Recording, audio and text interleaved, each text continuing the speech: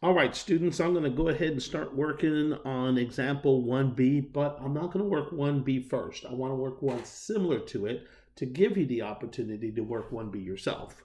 So, given 2 points, and here we go. Point number 1 is going to be 0, -7.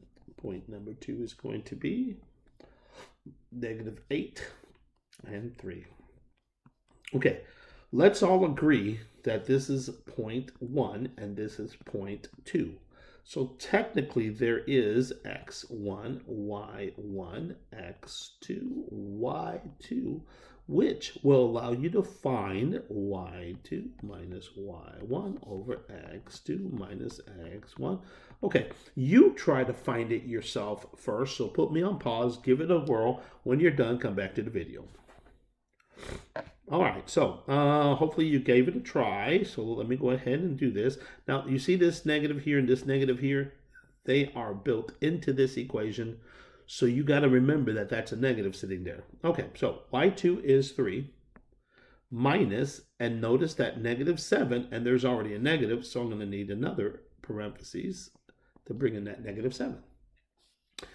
Okay, x2 is -8 minus, well, that's 0, so nobody cares.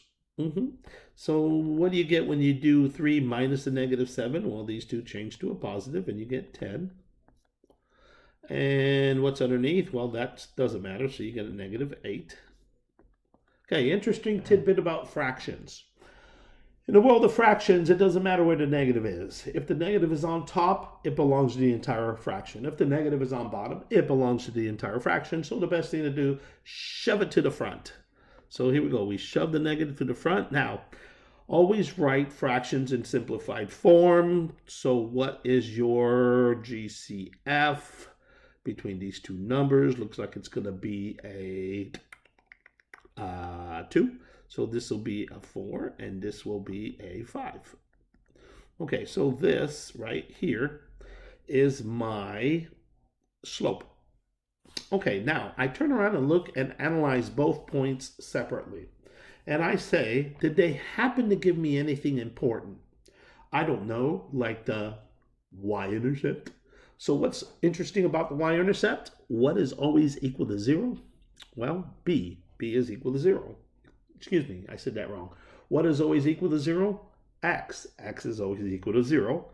So if you have anything with a 0 in the x, then you have b. And in this case, b is equal to a -7 because x was 0. All right, so now we have everything we need. So I'm going to come over here and just for convenience sake, I'm going to write everything out. M equals -5/4. B equals -7. And it originally asked me for the slope-intercept form, so I just need to remember y equals mx plus b. So I get y equals -5/4 x minus 7. And that's my answer. All right, so now you could try question B on your own, so I don't have to do it for you. So the next question I want to try is question number 3.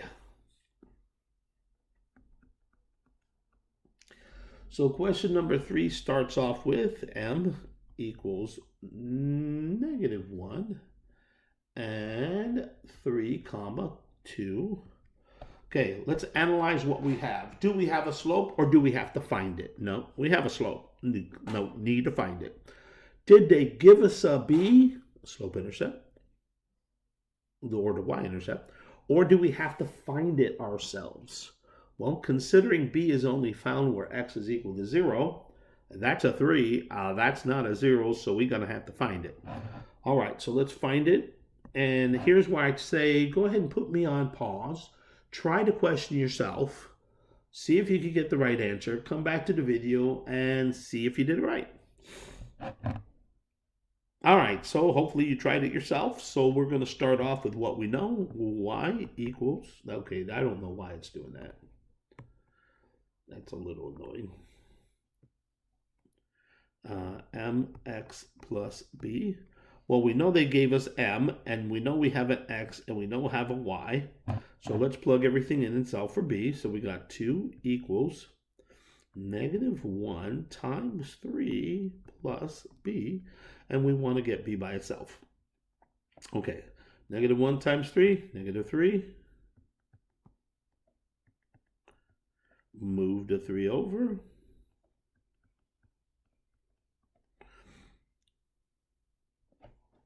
And we get a 5 equals b.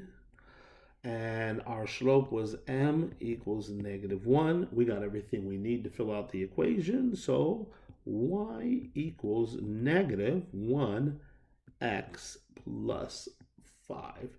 There's our answer. All right, so go ahead and take a look at question number 4. Put me on pause and come back to me. And let's see if you did it right. Okay, so question number 4. Did they give you the slope? Yes or no? The answer is no. Did they give you a y-intercept? Yes or no? The answer is no. So guess what? You're going to have to find everything. So let's start off with slope. Well, I know for a fact this is my point 1 and this is my point 2. What in the world? Point 2, point 2. Okay, so this is x1, y1, x2, y2. So I want y2 minus y1. This is getting ridiculous. x2 minus x1. All right, so plug everything in. We start with 18 minus 4 over 3 minus 1. 18 minus 4 looks to be about 14. 3 minus 1 is still 2. And 14 divided by 2 is 7. So now I know m equals 7. Now I just need to find my b. Well, here's my contention. Whichever ordered pair is the easiest, that's the one you should use. Which one's easier, 1, 4, 3, or 18? I would really just stick with this guy right here because it's the easiest points. So I'm going to come down here and I'm going to pair that slope with 0.14, where this is x and this is y. All right, we're going to repeat the process again. Here we go. Ready? And y, which is 4, equals 7 times 1 plus b. 7 times 1 is 7. Take away 7.